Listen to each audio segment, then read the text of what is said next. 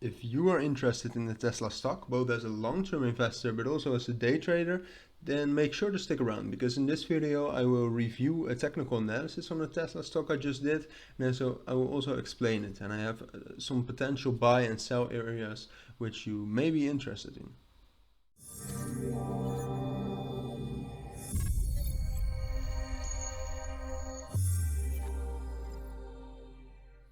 Welcome back everyone.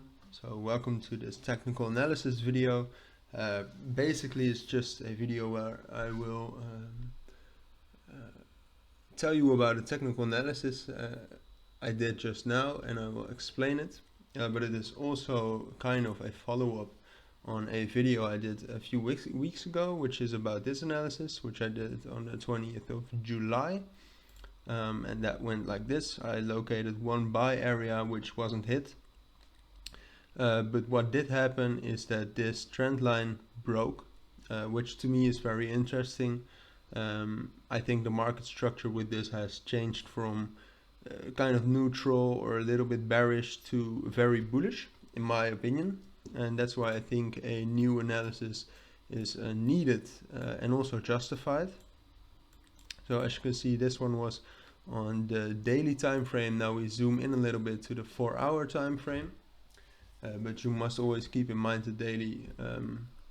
So we already did that here. This is what it looks like right now. It also shows this. That's important for just in a minute. So quickly, what I use 4 EMAs. Just removed one accidentally with the periods of 28, 50, 100 and 200, color coded in a way I like. And basically I use these key levels, which are these gray areas surrounded by a black line, and I use trend lines and Fibonacci retracement. I use one here, there, let's get it good. I used another one here, but I deleted this one. I think it didn't really hold up, and I don't think it's relevant anymore. So that is about all I use. So the main thing about this analysis is that this trend line broke. It kind of retested here, but it was in the area, not directly on top of the trend line when it retested. And then it also broke through this key level, which functioned as a resistance level here. And that shows me that the uptrend is definitely gotten going. The same is told by the EMAs, all going up with all the lower periods above the higher period. If you know what I mean, 28 above 50, 50 above 100, 100 above 200, which practically means that the price is rising, although we don't know for how long. But because of the rising price, I have located 2 buy areas and 1 sell area, but the sell area is quite high risk, so keep that in mind. So this buy area is mostly based on this key level and the 0.382 Fibonacci level. You could possibly pair it with the 50 EMA, that would be ideal.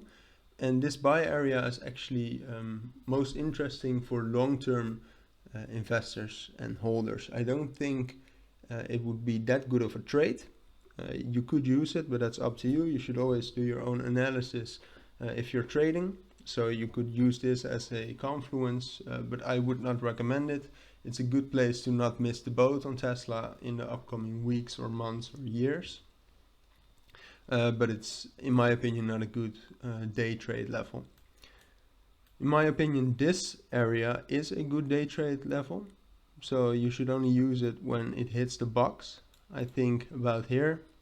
So that's based on this trend line, third touch, the 0.618 Fibonacci, and with some luck the 200 EMA. If the 200 EMA gets into this box, I think it's a very strong trade.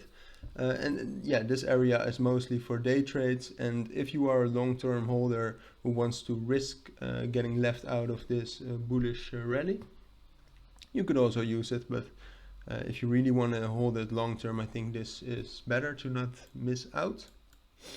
And then I also have this sell area. The sell area is very high risk, so keep that in mind. I would not trade it, but I just wanted to locate it to kind of give me an idea of where I think the next possible resistance area is. and this is based on the 800 psychological key level together with this key level, which is based on this support area and this resistance. Again, not too strong key level, but the 800 key level is, I think, kind of strong. So you could possibly sell from here in a day trade, but I would not recommend it. It is just to get a clearer overview of the market structure. So yeah, that was the technical analysis, I think. If you have any questions on it, you can always ask me here or on my TradingView. I will, as you can see, I also posted this one, and you can ask me questions here. But I think I will respond quicker in this YouTube comment section. And for now, thank you for watching. If you want me to do any more technical analysis, make sure to tell me in the comments as well. I'm always open for those. I think they're fun to do. I think they're fun to explain. And for now, I'll see you in the next video.